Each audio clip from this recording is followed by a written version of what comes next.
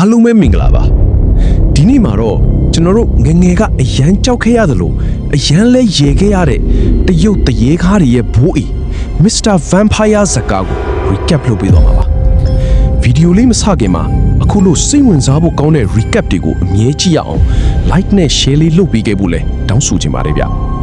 ကဲဇလန်းလေးကိုစလိုက်ရအောင်ဇလန်းစမှာဆရာကြီးကောင်းတဲ့သူ့ရဲ့တပည့်မြောက်ဖြစ်တဲ့ချောင်းနဲ့ဆန်းတို့ကိုတွေ့ရပါမယ်ဆရာကြီးကောင်းကတော့အစီရင်အတက်မှာဆရာကြသူဖြစ်ပြီးသူတပည့်နှစ်ယောက်ကတော့တယောက်ကနည်းနည်းကြောင်တောင်တယောက်ကတော့နည်းနည်းနှာဘူးတန်ပါချင်တာပေါ့သူတို့ရဲ့အလုပ်ကတော့စေတုံးသွားသူတွေကိုဂရုစိုက်ပြီးကောင်းကောင်းမွန်မွန်တင်းကြော်ပေးရတဲ့အလုပ်ပါတနေ့မှာတော့ညမျက်နှာဖုံးတတိရမ်းကဆရာကြီးကောင်းကိုအကူအညီတောင်းလာပါတယ်သူ့ရဲ့အဖေတင်းချိုင်းကိုပြန်ဖော်ပြီးနေရာကောင်းတစ်ခုမှပြန်မြုပ်နှံခြင်းလို့ပါတယ်ဒါကပဲကြောက်စရာကောင်းတဲ့ဖြစ်ရဆိုးရဲ့အစပဲဖြစ်ပါတယ်ကဲတင်းချိုင်းရောက်လို့ဂူကိုလည်းဖွင့်လိုက်ရောအားလုံးအံ့ဩမင်တက်သွားကြပါတယ်ဘာလို့လဲဆိုတော့တတိရမ်းရဲ့အဖေဟာစီတုံးသွားတာအနှစ်20ရှိနေပြီဖြစ်ပေမဲ့သူ့ရဲ့အလောင်းကတော့အခုလေးပဲတည်ထားသလိုမျိုးတစ်ချက်ကလေးတောင်မပုတ်မတိုးပဲလက်လက်ဆက်ဆက်ကြီးရှိနေလို့ပါဆရာကြီးကောင်းကအလောင်းကိုကြည့်ပြီးညနာပြတ်သွားပါတယ်ဒါဟာရိုးရိုးအလောင်းမဟုတ်ဘူးဗမ်ပါယာဖြစ်တော့မဲ့အလောင်းပဲလို့သူကတတိပေးလိုက်ပါတယ်ရိုးရိုးလူတွေဟာမိကြီးထဲမှာပုတ်သွားရမှာဖြစ်ပေမဲ့အခုလိုမျိုးမပုတ်မတိုးပဲရှိနေတာဟာမကြည်နဲ့တဲ့ဝိညာဉ်ဒါမှမဟုတ်မကောင်းတဲ့အစီရင်တစ်ခုခုကြောင့်အသားတွေကမာကျိုးပြီးတွေးစားတဲ့တရေဗမ်ပါယာအဖြစ်ပြောင်းလဲတော့မဲ့လက္ခဏာပဲဖြစ်ပါတယ်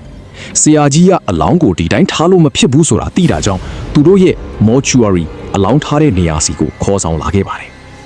အလောင်းကိုအိမ်သေးလာပြီးနောက်မှာတော့ကျွန်တော်တို့ရဲ့တပည့်ကျော်2ယောက်ဖြစ်တဲ့ချောင်းနဲ့စန်းတို့ရဲ့ပွဲကစပါပြီဆရာကြီးကအလောင်းကိုအစီရင်စာတန်းတွေနဲ့ထိန်းချုပ်ထားဖို့မှာထားပေမဲ့ဒီကောင်2ယောက်ကတော့ဗမ်ပါယာကိုကြောက်ရမှန်းမသိပဲကစားစရာလုပ်နေကြတာပါ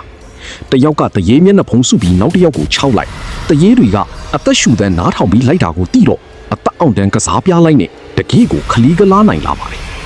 တခမ်းမှာဆိုရင်စန်းကဗမ်ပါယာရဲ့အင်ဂျီကိုတွားဆွဲရင်းနဲ့ဗမ်ပါယာရဲ့လက်သေးရှည်ကြီးတွေကသူ့ကိုထိုးမိလိုကြီးပါဖြစ်သွားပါသေးတယ်သူတို့2ယောက်ဟာဆရာကြီးမရှိတဲ့အချိန်မှာဗမ်ပါယာကိုလှောင်ပြောင်ကြည်စေရင်းနဲ့အလွေးလွေးအချိုချိုတွေဖြစ်နေတာကကြည်ရသူကိုဦးတက်အောင်ရည်ရစေပါတယ်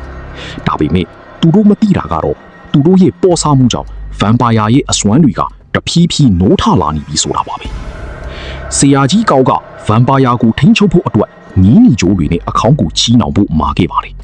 ဒါပေမဲ့အစိုးတွေကအစိုးဆိုတယ်လို့ပဲတပီး2ယောက်ဟာအခေါင်းရဲ့အောက်ချီကိုနီးနီကြိုးတားဖို့မိသွားခဲ့ကြပါတယ်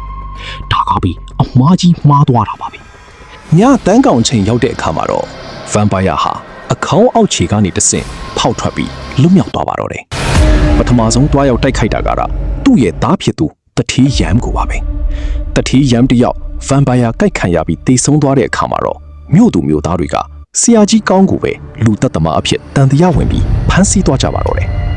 ဆရာကြီးကောင်းတယောက်အချုပ်ထဲမှာဘလူလွတ်အောင်ကြိုးစားမလဲနိုးထလာတဲ့ဗမ်ပါယာအသစ်တွေကိုရောဘလူရင်ဆိုင်မလဲဆိုတာကိုတော့အပိုင်း2မှာဆက်လက်ဆောင်ရွက်ကြည့်ရှုပေးကြပါဦးခင်ဗျာအားလုံးကိုကျေးဇူးတင်ပါတယ်